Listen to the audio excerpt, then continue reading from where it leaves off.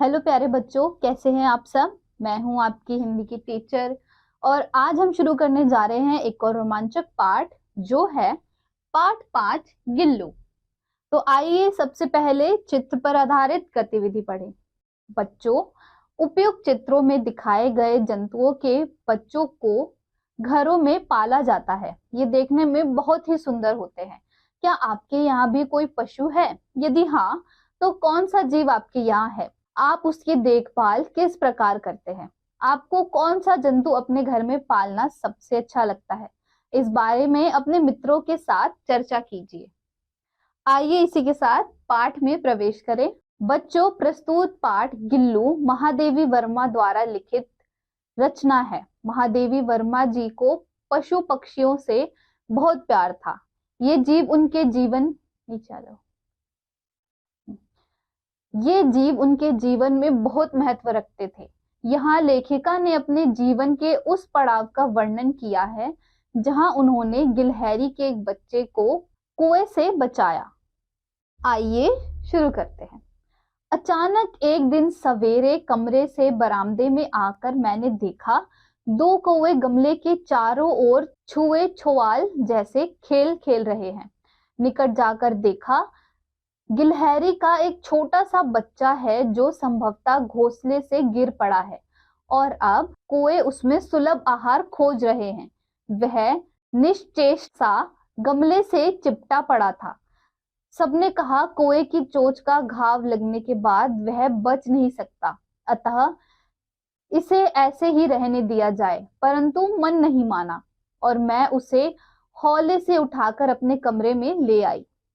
तो बच्चों, पाठ में आगे बढ़ने से पहले आइए शब्द वाटिका पढ़ें। निकट, पास, नजदीक, नियर। आइए अपना पाठ आगे पढ़ें। फिर रुई से रक्त पोंछकर घावों पर पेनिसिलिन का मरहम लगाया। रुई की पतली बत्ती दूध में भिगोकर जैसे तैसे उसके नन्हे से मुंह में लगाई, पर मुंह खुल ना सका और दूध की बूंदें दोनों ओर लुढ़क गई। कई घंटों तक लगातार उपचार के उपरांत उसके मुंह में एक बूंद पानी टपकाया जा सका। तीसरे दिन वह इतना स्वस्थ हो गया, नीले कांच की मोतियों जैसे आंख इसे इधर उधर देखने लगा।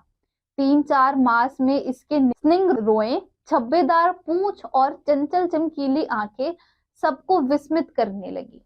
हम उसे गिल्लू कहकर बुलाने लगे। मैंने फूल रखने की एक हल्की डालिया में रुई बिछाकर उसे तार से खिड़की पर लटका दिया। वह 2 वर्ष तक गिल्लू का घर रहा। वह स्वयं हिलाकर अपने घर में झूला झूलता और अपनी कांच के मनकों सी आंखों से कमरे के भीतर और खिड़की से बाहर ना जाने क्या देखता समझता रहता था।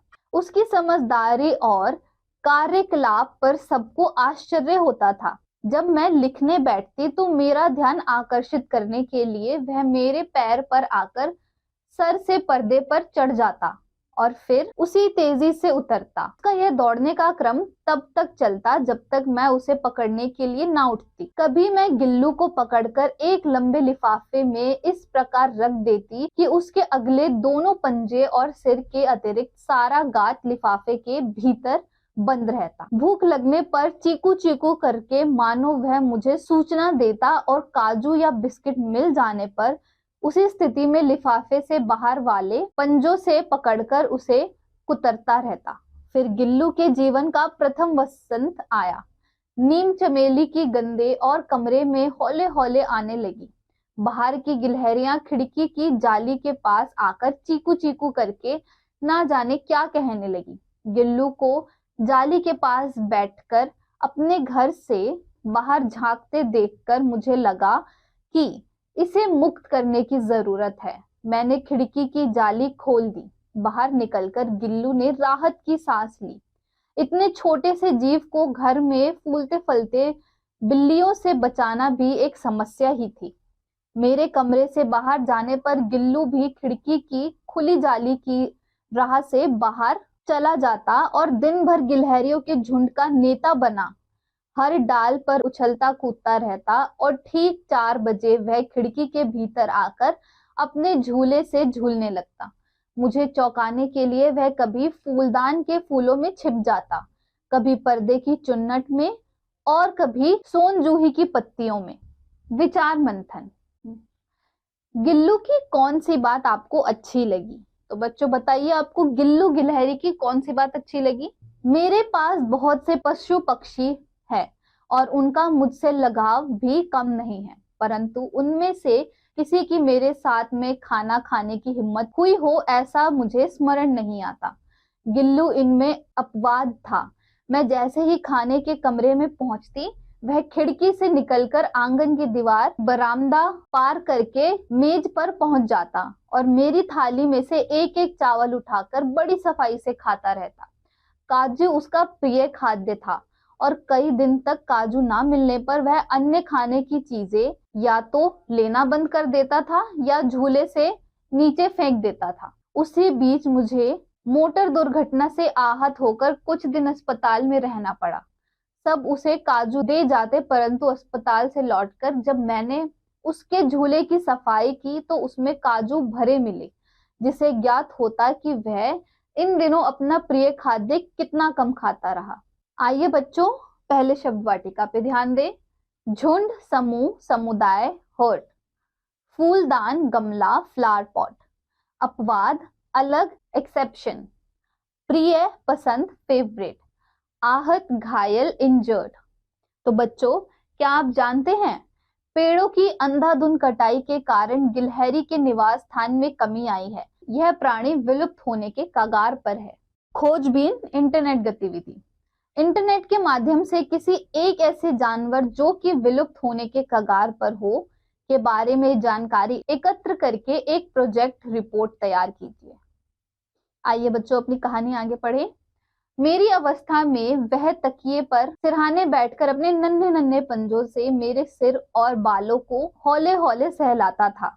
गर्मियों में जब मैं दोपहर में काम करती रहती तो गिल्लू ना बाहर जाता ना अपने झूले में बैठता।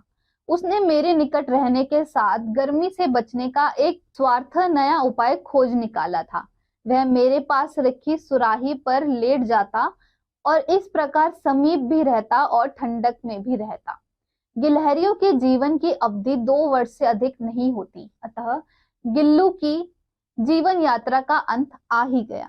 दिन भर उसने कुछ ना खाया ना बाहर गया। रात में अंत की यातना में भी वह अपने झूले से उतरकर मेरे बिस्तर पर आया और ठंडे पंजों से मेरी वही उंगली पकड़कर हाथ से चिपक गया जिसे उसने अपने बचपन की मरणासन स्थिति में पकड़ा था। पंजे इतने ठंडे हो रहे थे कि मैंने जाकर अलाव जलाया और उष्णता देने का प्रयत्न किया, परंतु प्रभात की प्रथम किरण के स्पर्श के साथ ही किसी और जीवन में जागने के लिए वह सो गया। बच्चों, आइए पाठ में आगे बढ़ने से पहले शब्द वाटिका पे ध्यान दें। सुलभ, जो आसानी से मिल जाए, इजीली। रक्त, खून, रुधिर, ब्लड। उपचार, इलाज, रेमेडी, ट्रीटमेंट। विस्मित, चकित, स्वस्थ, अमेज। डलिया, टोकरी, बास्केट। कार्यकलाप, हलचल, गतिविधि, एक्टिविटी।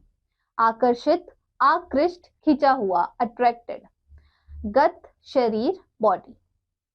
जानने योग्य तथ्य। हिंदी धर्म में कोए को सम्मान का पात्र माना जाता है।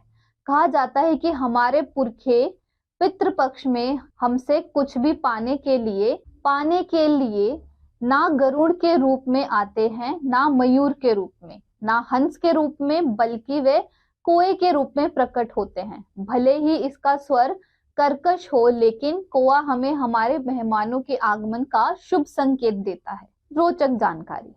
वैसे तो गिलहरी का निवास स्थान पेड़ होते हैं, लेकिन कुछ प्रजाति की गिलहरियां जमीन पर भी रहती हैं, जो पेड़ पर रहने वाली प्रजाति से लंबाई और वजन में बहुत ज्यादा होती है। भारतीय गिलहरियों का जीवन काल लगभग 2 से 4 साल होता है। रोचक जानकारी। सन 2007 में ईरान ने 14 गिलहरियों को गिरफ्तार कर लिया था, क्योंकि वे बॉर्डर इलाके में जासूसी कर रही थी। जो काम हैकर नहीं कर पाते वह गिलहरियों ने कर दिखाया। 10 दिसंबर 1987 को एक गिलहरी ने बिजली लाइनों को चबाकर 82 मिनट के लिए नैस्डैक शेयर मार्केट को बंद कर दिया था, जिससे लगभग 20 मिलियन शेयरों के व्यापार बंद हो गए थे।